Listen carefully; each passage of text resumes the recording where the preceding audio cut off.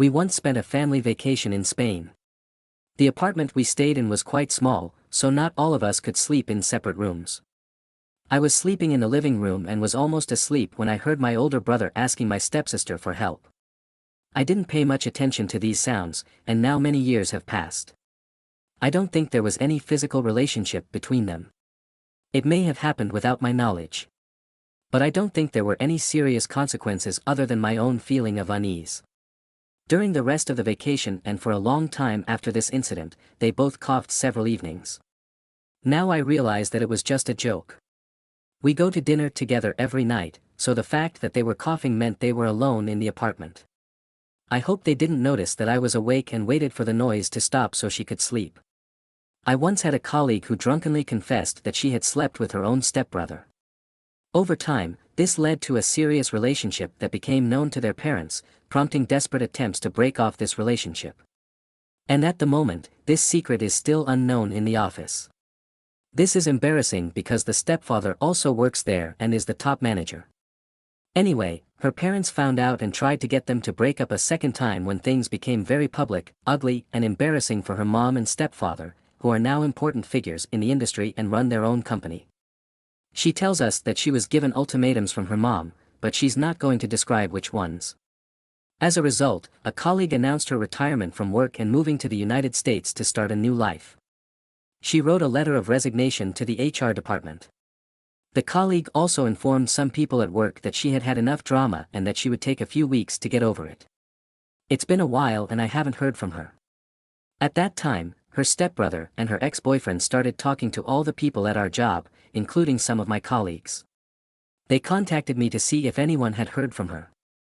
I couldn't answer them, but some of my teammates turned out to be half-siblings too, and they were desperately trying to contact her. While I do not know what happened to her, they called the police and launched an investigation into her disappearance. The police conducted several inquiries and everyone was surprised that such situations do not occur often, as they usually do not have serious consequences. In the end, the stepbrother was written off as just longing for love and soon everything calmed down. Until her stepbrother went crazy and started claiming that something bad had happened to her. He claims she's in trouble and says he's trying to contact her. Her family, however, does not want to get involved in this family drama, especially after her parents are high-ranking figures. Despite all this, the stepbrother continues to insist on his assumptions about her unhappiness and claims that he cares about her. He cannot be involved in the case, as his father sent him to the police so that they would start an investigation into the disappearance. The police launched an investigation, but the colleague never left for the United States. As it turned out, the emails she sent were not from her, but after her death. Text messages, emails, and breakups were all arranged by her mom. She was covering her tracks after she organized the murder of her own daughter, and it all happened because of the connection with her stepbrother and the upcoming marriage. The third story is about how my uncle married his stepsister when they were teenagers. They had 4 children, but eventually divorced. Years later, my father married my uncle's stepsister, she became his stepmother, and her ex-wife became my stepmother. My cousins became my stepbrothers and sisters. My father and his new wife lived not far from us, but their children did not like me and my sister. My grandmother had to disown her son several times because he married his stepsister twice. They lived together for about 10 years, and after that, all relations softened until she stopped appearing in our lives. My sister and I moved in and felt good. The next story. My mother died, and my brother and I moved to live with my father, stepmother and stepsister. My parents divorced cruelly, so our relationship did not become close with them. In the future, my brother started dating my stepsister. My brother and I often played with each other until we fell.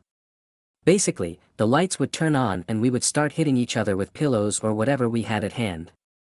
I know it sounds like a stupid game, but at that time it was just entertainment for us. However, sometime during the game, we turned off the lights and found our brother and stepsister kissing. We stopped the game, and it turned out that my brother was dating his stepsister without our knowledge. I wonder what else they came up with and what could happen next. Another story. When I was young, my mom started dating a new guy who had a daughter from another marriage. At first, we had a lot of flirting, but we never entered into a physical relationship in the presence of our parents. One day, on her father's birthday, we were sitting on the hillside next to our house in high spirits from the alcohol we had managed to consume.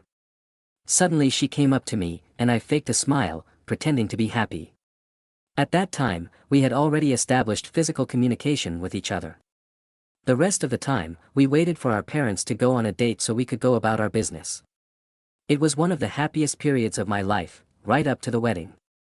After the wedding, everything changed.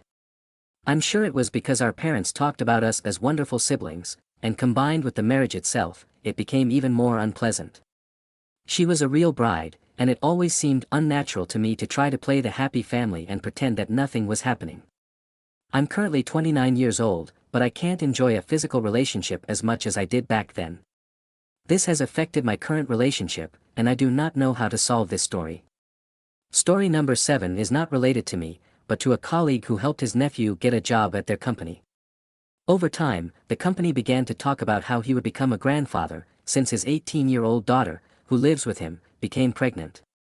It later turned out that his nephew had beaten him, and it turned out that his daughter was a regular customer. The nephew was fired for an unsuccessful medical examination. Story number 8 is related to two of my friends who fell in love after meeting at a party. They dated for about 2 years and decided to get married. The girl's family was from Australia, so although they met each other's parents, the parents only met on the wedding day. But on the wedding day, the families from Australia and England met by chance at the airport. Everyone was shocked and stunned by this meeting. There was a lot of tension around the food, and everyone was busy watching their parents' ex-partners. All this left unpleasant impressions and overshadowed the wedding itself. Unfortunately, the moms and dads of the Australian newlyweds did not love their parents further. To be continued.